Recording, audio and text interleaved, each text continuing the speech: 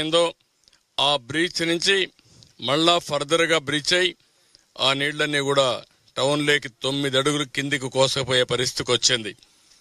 దీన్ని రామానాయుడు గారు engineering department ఇక్కడే ఉండి రాత్రింబగళ్ళు పనిచేశారు.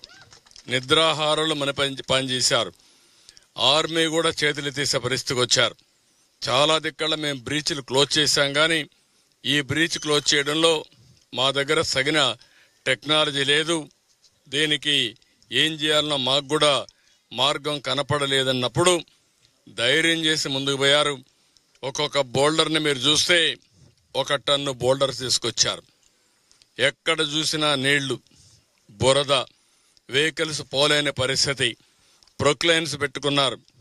ప్రొక్లైన్స్ పెట్టుకుని ఒకవేళ బురదలో కూరకపోతే మళ్ళా బయట తీసుకొచ్చారు.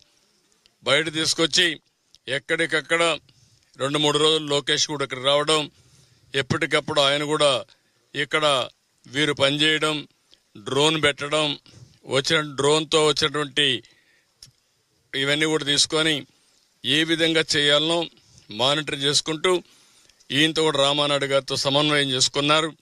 రామానాయుడు గారు నేను ఒకటే చెప్పాను, ఏదైతే నీళ్లు వస్తున్నాయి ఆ నీళ్లు కట్టడి చేయకపోతే, కింద నుండే నీళ్లు తీసేయలేకపోతే మనం చేసే ఎఫర్ట్స్ అన్నీ కూడా వేస్ట్ అవుతాయి. మనం ఎన్ని ప్రయత్నాలు చేసినా ఏమి చేసినా మనం ముందుకు పోలేమని చెప్పాం. ఈ 2 మార్గాలని చెప్పి ఎప్పటికప్పుడు పనిచేశాం. కిందనంతా కూడా వీళ్ళు చేసినట్టు దుర్మార్గమైన కార్యక్రమం. బుడమేరు మొత్తం కబ్జాలు చేశారు, అక్రమ కట్టడాలు కట్టారు, రిజిస్ట్రేషన్ చేసుకున్నారు. తద్వారా నీళ్లు పోలేని పరిస్థితి వచ్చింది. ఎక్కడికక్కడ ఇలాంటి వెంట్లుంటే పూర్తిగా పూడిపోయే పరిస్థితికి వచ్చాయి. అందులో నీళ్లు పోయే పరిస్థితి లేదు. ఎక్కడ చూసినా చెత్త చెదారం 5 ఏళ్లు పెరకపోయి నీళ్లు పోలేని పరిస్థితి వచ్చింది. అన్నీ కలిపి దగ్గర 6 లక్షల మంది జీవితాలు అతలాకుతలం అయిపోయినాయి. ఇంకొక పక్కన మేము సర్వ విధాల ప్రయత్నం చేశాం. ప్రతి ఒక్క ఇంటికి ఆహార పొట్లాలు పంపించాలని. ఒక రోజున 10 లక్షల మందికి ఆహార పొట్లాలు పంపించి ఎన్నైనా పర్వాలేదు చేర్చమన్నాం.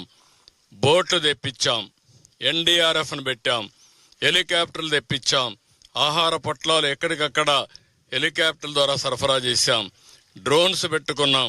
డ్రోన్స్ ద్వారా ఎక్కడికక్కడ బిల్డింగ్ల పైన ఉంటే ఆహారం పంపించే పరిస్థితికి వచ్చాం.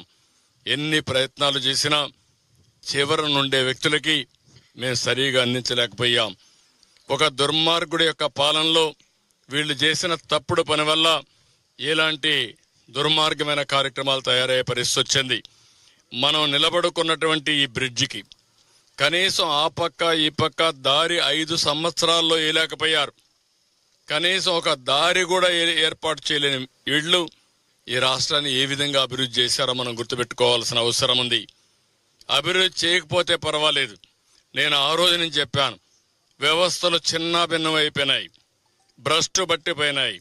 ఈ వ్యవస్థల భ్రష్టు పట్టిపోయిన దానివల్ల ఎవరు పని చేయలేని మొరేలు లేదు, ఎవరు పని చేసే ధ్యాస లేదు.